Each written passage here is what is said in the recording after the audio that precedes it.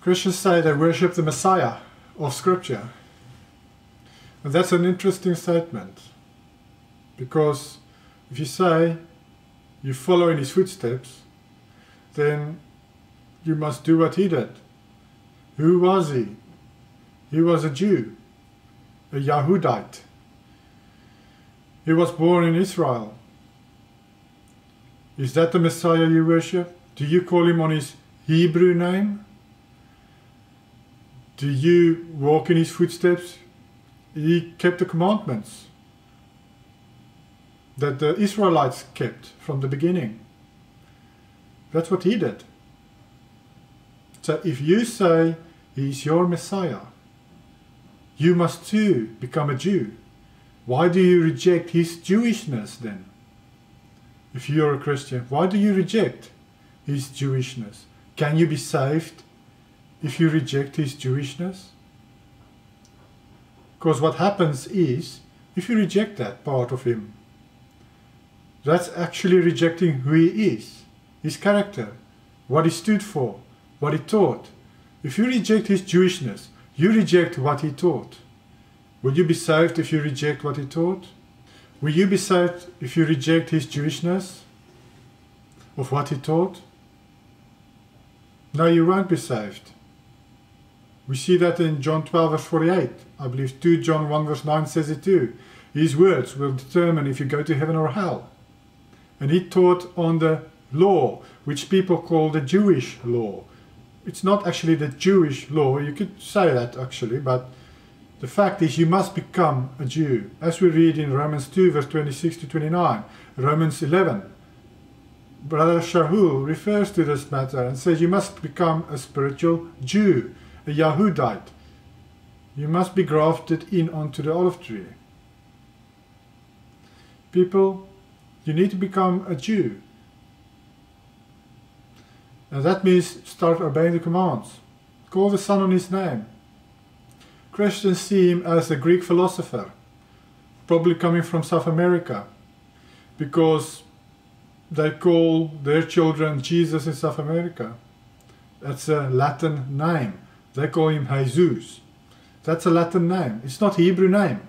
Jesus in Hebrew means the horse. He's not called the horse.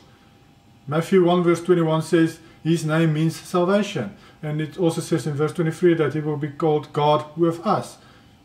Does that mean horse? His name means salvation, which is Yeshua in Hebrew. And his father's name is Yahuwah. Combination Yahushua, meaning Yahuwah our salvation. As prophesied in Isaiah 12 verse 2, Joel 2 verse 32. Our Father prophesied that he will become our salvation.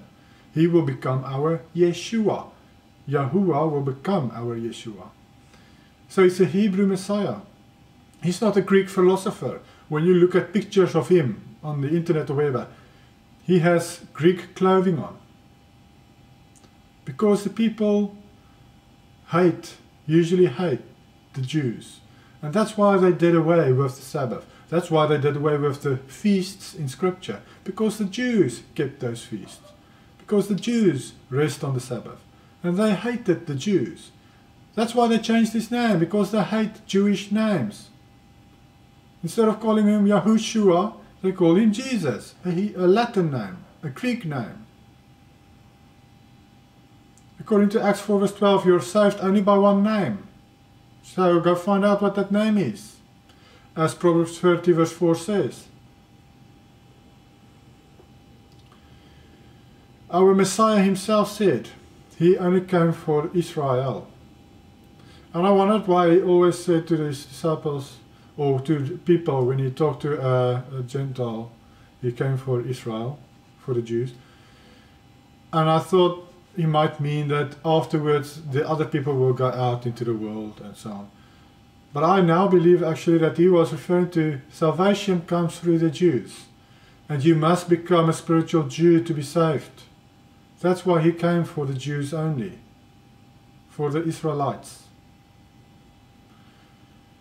He called himself King of the Jews. Not King of everybody. He is King of the Jews. You must become a Jew, so if you want him to be your king.